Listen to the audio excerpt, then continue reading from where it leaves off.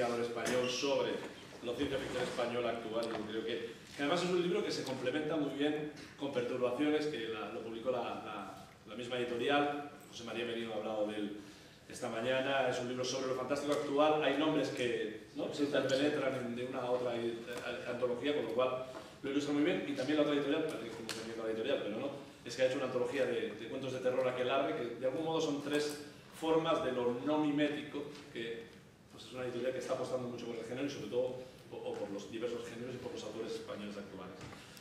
Le paso la palabra ahora a Mateo De Bene, que viene de la Universitat de Estudi di Verona, que va a hablar de uno de los campos que yo esperaba que entrara en el Congreso, que es el teatro, y que yo creo que es un ensayo estupendo y muy necesario. Gracias. Mateo. Sí, voy a presentar mi libro, Lo fantástico en escena, formas de lo imposible en el teatro español contemporáneo, que es un libro que saqué de mi tesis doctoral. El libro lo publicó la editorial La Academia del Hispanismo hace unos pocos meses, lo presenté al premio que tienen para tesis doctorales y resulta que salió. Y bueno, a mí me dio por ocuparme de lo fantástico en el teatro precisamente porque digamos, me di cuenta de que había pocos estudios dedicados a este aspecto y aún menos quizás con respecto al teatro español. El libro lo he estructurado, se vertebra, digamos, en tres capítulos. El primero simplemente es un repaso de las teorías sobre lo fantástico, pero intento hacer hincapié en aquellos estudios que de una manera u otra, también de manera marginal, digamos, hacen referencia a lo fantástico en el teatro o a lo fantástico y a la teatralidad. En el segundo capítulo lo que intento establecer es una serie de analogías entre la modalidad o modo fantástico y el género dramático. Por ejemplo, la incidencia en el aspecto plástico y otros aspectos por el estilo, los recursos a todo lo que tiene que ver con la imagen. Y también ahí investigo algunas categorías teatrales que tienen que ver con lo fantástico, como el Gran Guiñol, por ejemplo, el llamado teatro del sueño, etc. Y por último, en el tercer capítulo, paso de vista algunas categorías de lo fantástico, y también algunos tipologías de personajes, el doble, el vampiro, el licántropo, los fantasmas, y también algunos temas como las encrucijadas entre vigilia y ensueño. Pero bueno, obviamente lo hago a través de textos teatrales, de textos dramáticos. También en el libro he intentado abordar algún aspecto concreto, algún aspecto específico.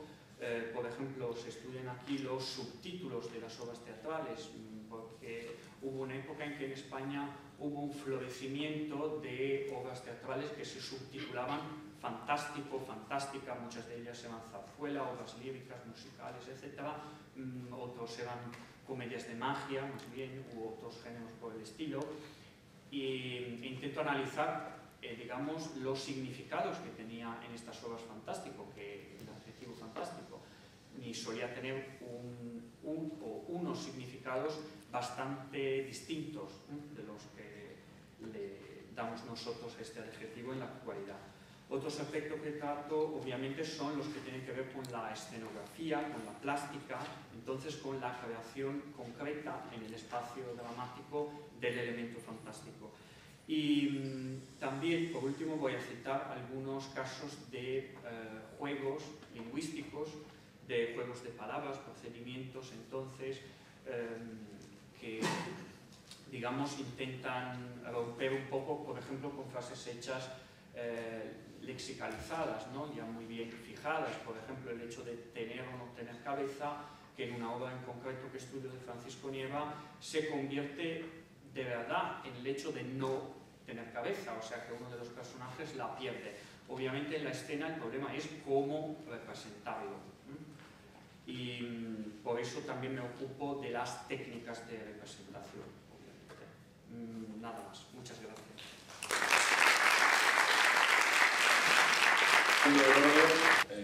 Ahora le toca hablar a Miriam López, que viene de la Universidad de León, una de las grandes expertas en la novela gótica española, que la hubo, mala, Y ella, además de, os va a presentar uno de los ensayos, también es editora de una de las novelas curiosas y estupendas de ese cambio de siglo. Y sobre todo de rebuscar y recuperar los textos perdidos que era necesario que si estamos leyendo El monje, estamos leyendo otras obras inglesas, ¿por qué no leer estas obras españolas que merecen toda nuestra atención? Bien. Bueno, gracias, David. Como aquí mi compañero, apareció también la novela gótica en España en 1788-1833 en Academia del Hispanismo, y también son las reflexiones sobre mi tesis doctoral. Parten, como ha dicho David, de esa hipótesis metodológica de por qué en España íbamos a ser tan diferentes, a pesar de nuestras diferencias, de no haber contado con una novela gótica como en el resto de países europeos. Por eso estructuré la investigación partiendo de todas las circunstancias que motivaron que en Inglaterra naciera la novela gótica, comparándolas con esas circunstancias que existían aquí para probar o no probar si existía o no, y por qué si las circunstancias eran similares o diferentes no se había producido.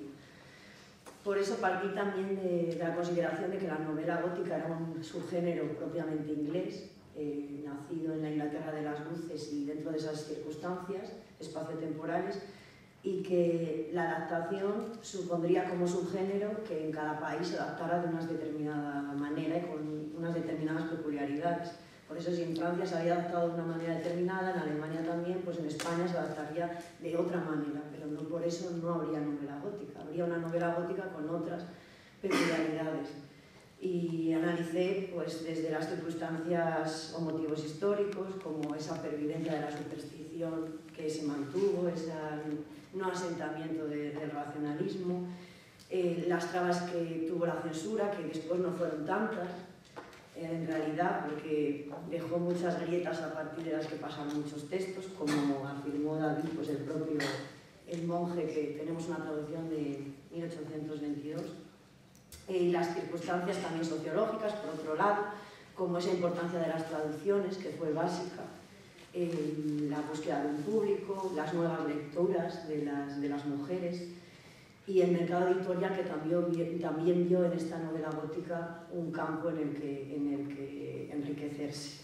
Para acabar también con esas circunstancias literarias, como la presencia siempre de la moralidad, esa finalidad edificante que aparece en todos los textos, o esa obsesión siempre que tienen por la verosimilitud, pero todo ello me llevó a la conclusión de que, a pesar de todas esas, en principio, trabas, en vez de no existir novela gótica, existió, pero con otras peculiaridades y que la enriquecieron aún más todavía.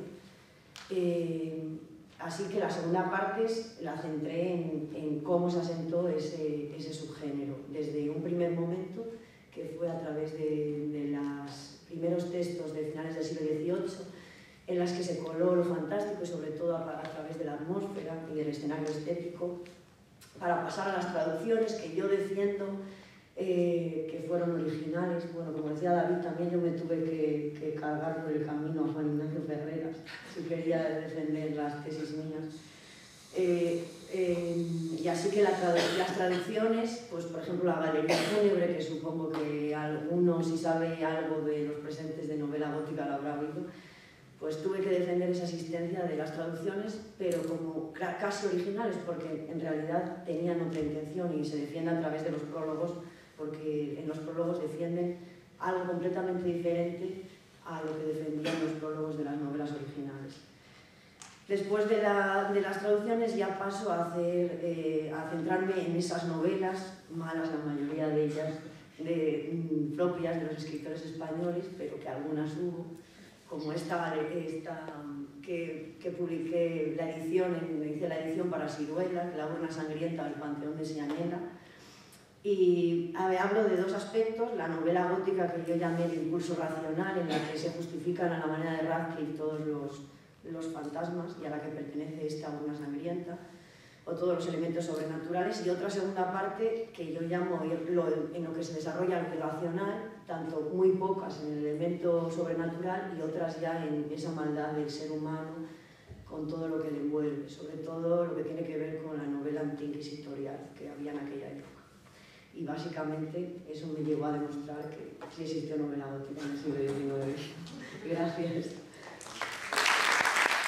Creo que era un libro muy necesario. Todavía hay que rescatar mucha cosa y hay que profundizar en algunos aspectos de la historia de lo fantástico y géneros vecinos en la literatura y en el arte español. Por último, ahí al fondo está Pau Roig, falta Luis Rueda, que es el coautor con él del libro que va a presentarnos. Este es el libro, como os decía, que no tiene una directa implicación en lo fantástico español, sí, por el hecho de que los investigadores están trabajando desde aquí, pero sí que yo creo que es un libro también importante por eso, porque quién no ha visto y quién no recuerda y quién quizá no se ha formado o deformado, y los que estamos aquí todos somos unos deformados perversos, gracias a los monstruos de la Universal. O sea, ahí están, con cariño y con lo que sea, pero quién no recuerda todos esos monstruos, y Pau pues, nos va a presentar el libro. Gracias, Pau. Muchas gracias. Bueno, en primer lugar, excusar a Luis, que no ha podido venir. Tengo lástima, es un libro hecho a 4 manos y no se entiende sin las 2 manos que faltan.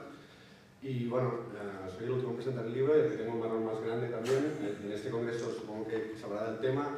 Ahí está todo muy claro respecto a la literatura fantástica y por los estudios está todo más o menos estructurado, no hay grandes discusiones. El problema es cuando se aplica lo fantástico al cine.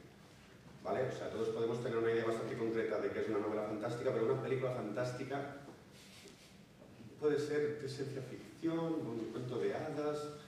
¿Vale? El problema de lo fantástico aplicado al cine es que no hay no va a salir la sistematización que se ha hecho en el fantástico literario y agrupa, el concepto de cine fantástico agrupa multitud de propuestas que a simple vista no tendrían que tener una relación directa entre sí. Ya he dicho, los cuentos de hadas, Señor de los Anillos, pues cualquier película de invasiones extraterrestres, y luego tenemos el caso que hemos hecho nosotros, el caso de la Universal. Hay bastantes libros publicados en España sobre la Universal, la mayoría se llaman el cine fantástico de la Universal. Otra cosa que, a ver, la Universal, hemos estructurado nuestro libro en 3 capítulos muy claros. Uno es el horror gótico, que bueno, los fantasmas tradicionales, el vampiro, el hombre lobo, la momia. Luego tenemos el cine de ciencia ficción, porque en la Universal también hubo cine de ciencia ficción, fue uno de los primeros estudios que apostó por la figura del Mad Doctor a partir de Frankenstein, el hombre invisible. Y luego hay otra parte que es la menos conocida y que quizá está no más relevante que las otras dos, que la hemos titulado el Ideario Pulp y el cine criminal en la Universal, que engloba pues, una serie de propuestas. Por ejemplo, ahora han salido en DVD aquí en España hace poco, y una serie que se llama Inner Sanctum, ¿vale? Que son filmes de misterio puro y duro, no hay elementos fantásticos, y perdón con la expresión, porque aplicado al cine lo de fantástico ya he dicho que no. Y estructurado en estas 3 partes, intentando dar una visión, o sea, los libros que se han hecho en la Universal y la idea común y más extendida, pues Bela Lugosi y Drácula, de Boris Karloff Frankenstein, cositas más, ¿vale? Intentar, pues, a profundizar en todo ello, ¿no? Ver las contradicciones también del propio estudio, que nunca siguió una... O sea, que en realidad la política de producción de la Universal fue bastante desastrosa ya desde los principios. Tuvieron éxito con Drácula y el Dr. Frankenstein y para de contar prácticamente. Y luego es intentar rescatar eso, películas ocultas, perdidas, películas ya consideradas de serie B o de serie Z, que nosotros creemos que representan mejor pues, el espíritu quizá de lo que quería hacer el estudio, de los directores que fueron marginados por los grandes nombres y que en cambio pues, seguramente tenían más cosas que aportar que los directores que fueron más conocidos. Y principalmente es eso, es romper una lanza, entrar también, está titulado El horror y la ciencia ficción en la Universal. A mí, a Luis le cuesta menos, a mí me cuesta mucho poner la palabra fantástico cuando hablo de cine y sobre todo es eso, que cuesta mucho sacar libros de ensayos de cine en España, y que además ahí el problema es de que lo fantástico puede ser casi cualquier cosa, y así es bastante complicado pues, intentar dar una idea general de lo que queremos. Bueno, es lo que hemos intentado en este libro. Gracias.